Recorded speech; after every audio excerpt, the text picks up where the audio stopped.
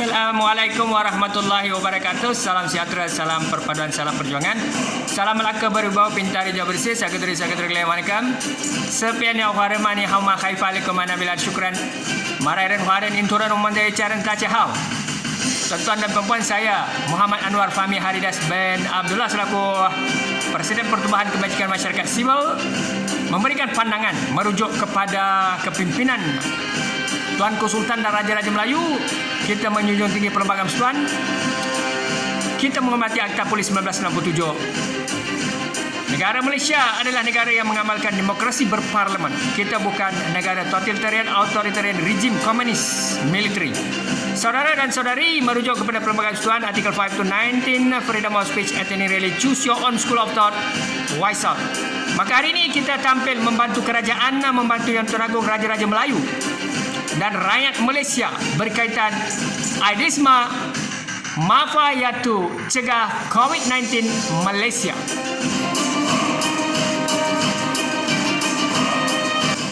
Saudara dan saudari, kita melihat bagaimana kepimpinan kerajaan sekarang ini mendapat tekanan maupun kedudukan kerajaan yang sedia ada Perikatan Nasional di bawah kepimpinan Tan Sri Yang Amat Berhormat Tan Sri Muhyiddin Yassin.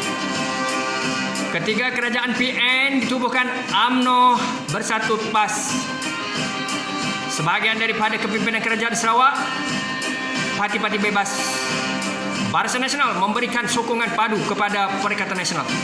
Namun pada 9 Julai 2021, kedengaran paluan gendang alunan UMNO mahu menarik sokongan kepada Perikatan Nasional. Baik saudara, kita melihat pada kestabilan politik. Tidak kira kerajaan mana, di Malaysia, luar negara, Amerika, Saudi Arabia, China, India atau Malaysia, kerajaan mestilah stabil.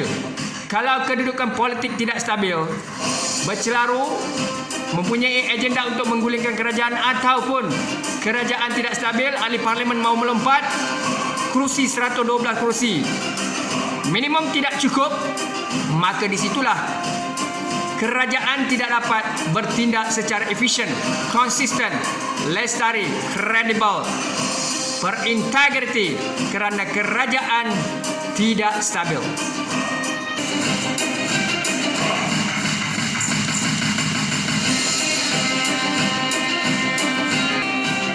Maka kita cadangan kepada Yang di-Pertuan Agong Raja-Raja Melayu, parlimen dibuka segera.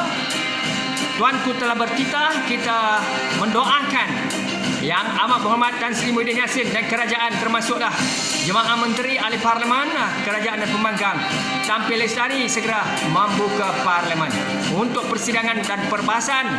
Seterusnya, cadangan pembentukan kerajaan sementara sebelum PRU 15, tuan-tuan dan puan. Baik kerajaan yang sedia ada Perikatan Nasional maupun kumpulan pembangkang dan juga parti bebas, seterusnya UMNO sekarang ini telah menyatakan mereka hilang kepercayaan kepada kerajaan Perikatan Nasional. Maka dengan itu kita melihat untuk menyelamatkan Malaysia ini, kita sama-sama memikirkan bagaimanakah caranya untuk mengekalkan Perikatan Nasional maupun menyeru kepada semua pihak supaya akur untuk menyelamatkan nyawa rakyat Malaysia 33 juta rakyat daripada agenda politik. Politik is all about order, power, justice. Justice, justice, justice. Tuan-tuan, kita perlukan keadilan, bukan saja rebut kuasa untuk power dan order arahan demi arahan. Namun kita mahukan bukan saja PKP, tetapi kita juga mahukan justice untuk rakyat, di mana pembentukan kerajaan sementara sebelum PRU 15. Tuan-tuan dan perempuan, ancaman tekanan, ahli parlimen melompat, hilang kepercayaan kepada Perdana Menteri dan Jemaah Menteri ini memberi kesan besar kepada kestabilan politik dan untuk kerajaan mencapai solusi. Seterusnya kita mohon supaya Yang di-Pertuan Agong Raja-Raja Melayu bentuk kerajaan peralihan sebelum PRU 15. Maknanya Malaysia ditadbir urus oleh satu kerajaan di bawah kepimpinan Tuanku Sultan dan Raja-Raja Melayu, yang mana direstui oleh Tuanku Sultan sebelum pilihan raya ke-15 dijalankan dan COVID-19 dapat ditangani.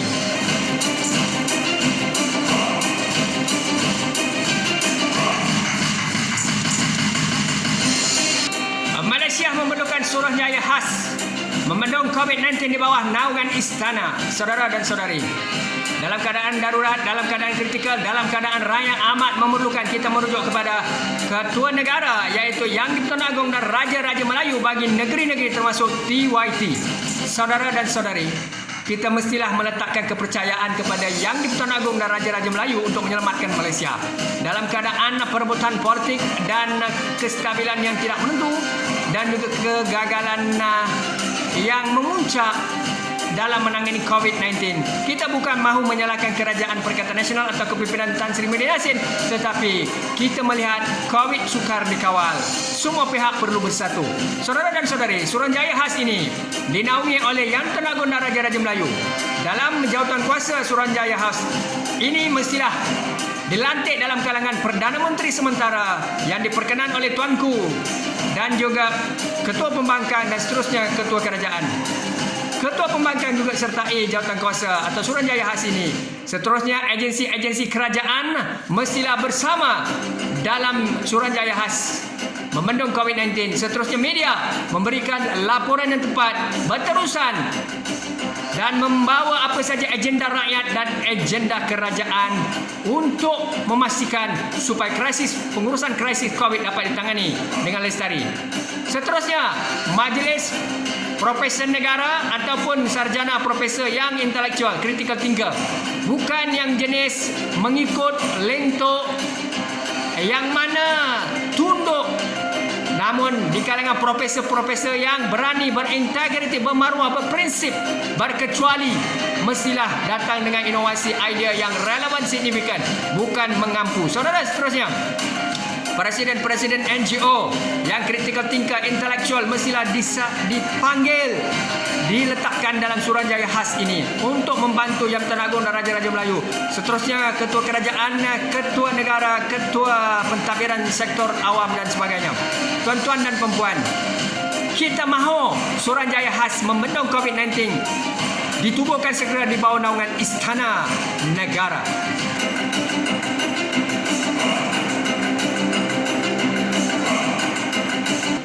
Teknik bendung COVID-19, saudara. Bagaimana caranya untuk menangani COVID-19? Pertama sekali, kita mesti pastikan suntikan vaksin 95% rakyat Malaysia. Pelbagai demografi etnik keturunan rural area, urban area, mereka mestilah wajib disuntik vaksin, tidak kira penjawat awam, industri, kanak-kanak, remaja dan sebagainya. Seterusnya, amalan SOP ketat dan mandiri. Rakyat perlu diberitahu berkaitan dengan SOP ketat dan mereka mestilah mengamalkan. Seterusnya, mereka mengamalkan secara sendiri iaitu mandiri. Saudara, kita juga mahukan kerajaan kawal zon-zon merah, kawasan-kawasan merah di mana penularan COVID yang keterlaluan. Kawasan itu mestilah dikawal ketat sementara sahaja sehinggalah pulih keadaannya. Seterusnya, amalan Ayurveda dan pengambilan vitamin C.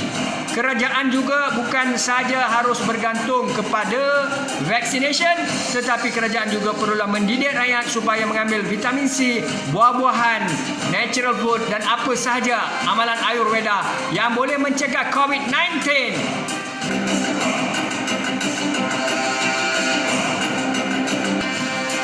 Maka kerajaan yang berjaya adalah kerajaan yang mengutamakan melalui sistem digital electronic government, MyEG, kerajaan elektronik.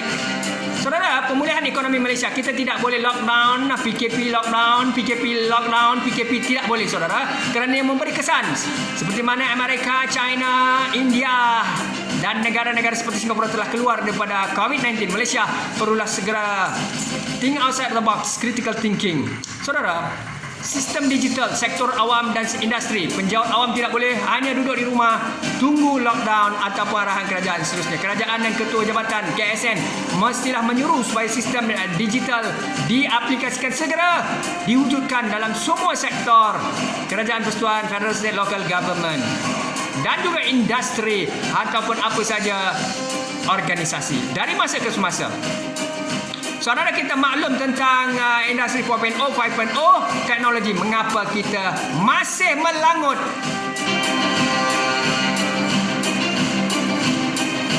Baik, seterusnya amalan work from home, work from office. Penggiliran bertugas kaki tangan. Kaki tangan tidak boleh dikerah duduk selama-lamanya ramai-ramai di rumah.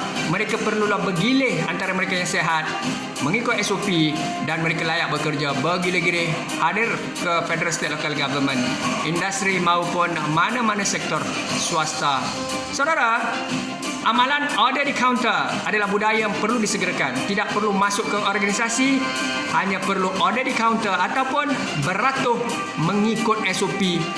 Jarak 1 meter dalam keadaan sehat, dan saudara order saja kemudian bawa balik ke rumah. Drive-thru antara cara yang terbaik perlu kita amalkan di Malaysia segera dalam semua sektor dan juga industri maupun dalam apa saja gedung pusat membeli belah.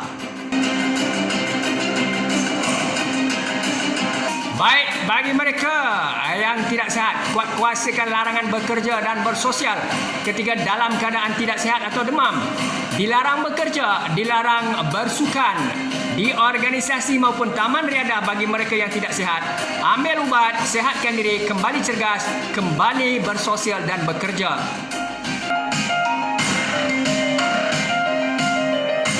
Tuan-tuan dan puan, untuk kita memastikan supaya kita dapat mencegah COVID-19, kerajaan mestilah melatih ketua ataupun mereka-mereka yang arif pakar mencegah COVID-19 peringkat komuniti. Baik, sukarelawan perlu diwujudkan, sukarelawan pakar COVID-19 setempat dalam kalangan agensi kerajaan maupun sektor swasta JLCs. Kemudian kita ada sukarelawan komuniti, sukarelawan keluarga. Dalam institusi keluarga, setiap keluarga perlu ada ketua keluarga dan pembantu mereka yang dilatih oleh kerajaan untuk mencegah COVID-19. Kalau semua pihak yang mempunyai kepakaran di dalam lokaliti masing-masing mampu melakukan pencegahan COVID, selesailah masalah KKM dan kerajaan.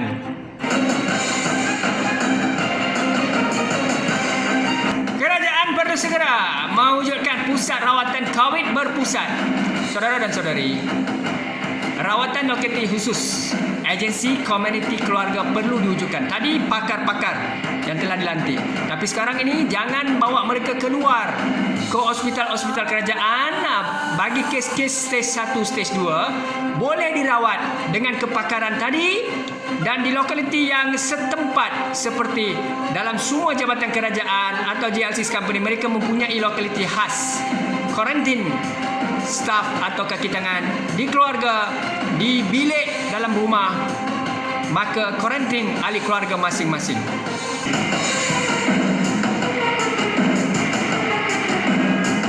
Tuan-tuan dan puan-puan, bagi kes kritikal, maka yang mereka diletakkan di ICU, mereka-mereka yang ditempatkan di ICU, supaya kita tidak mahu katil-katil penuh, mereka-mereka yang sukar bernafas, sakit kronik, golongan sangat berisiko, mereka ini diberikan perhatian. Tidaklah stage-stage yang ringan dibawa ke situ, ataupun mereka-mereka yang tidak sepatutnya sewajarnya kita bawa ke situ. Sedangkan kita telah ada lokaliti khas dan ketua-ketua komuniti, keluarga dan agensi untuk mencegah COVID-19. Selamatlah Malaysia, selamatlah Malaysia, selamatlah Malaysia daripada COVID-19. Bangkit Malaysia, bangkit Malaysia, bangkit Malaysia. Marilah kita bersatu teguh, bercerai roboh, mencegah COVID-19. Negara kita, tanggungjawab kita. Bidat, syukran dan terima kasih. Assalamualaikum warahmatullahi wabarakatuh.